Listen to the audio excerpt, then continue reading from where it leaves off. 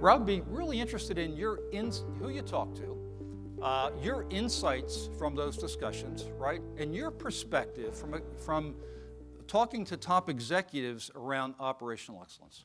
We spoke to companies that you all know, so BASF, Dow, Evonik, on the specialty side, Albemarle, Wacker, Nova. And I think one of the key things was that, and these were guys who had direct responsibility for operational excellence programs.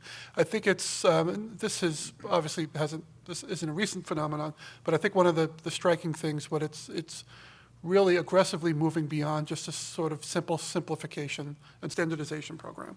It's become embedded into continuous improvement efforts within the companies. So it's not just on a project case base or you have an internal team parachuting in to work on specific problems or challenges. It's becoming embedded in the culture of the companies.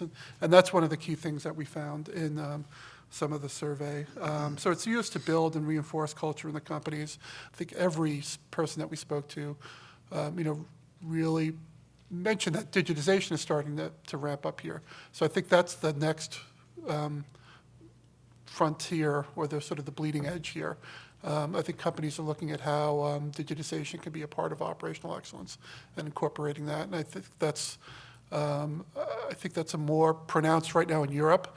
But it's starting to pick up. I mean, I think Dow said that they have a huge internal team looking at it, and companies like Albemarle are starting to look at it. But I think one of the things that we found on a very high level is that really, obviously, a key internal question is sort of buy or build. But just because of what's going on in the capital markets, what's the uncertainty around, I mean, obviously current conditions are good, but growth since really the recession has kind of been below trend. So there's concerns about growth. There's concerns about what's going on in the oil market. And I think that's been a key driver of M&A activity. And we think that will continue. Obviously, on a revenue basis, it probably peaks just simply because of Dow DuPont. There aren't many $140 billion deals out there. And you have Linde Praxair, $70 billion. Monsanto's about $70 billion. So those headline figures you'll see come down just because of deals like Dow DuPont. But in terms of the number of transactions, we think that's going to remain at a very, very high level.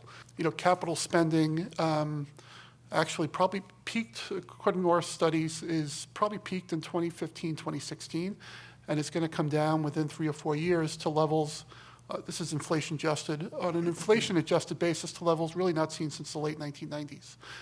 Part of that is because right now M&A is viewed as less risky than major capital projects because of the uncertainty around the oil to gas ratio for U.S. projects. Obviously, there's going to be heavy shale build in the U.S. So the U.S. is still going to remain an active area, but if you look at China and even the Middle East, capital investment spending is peaking off.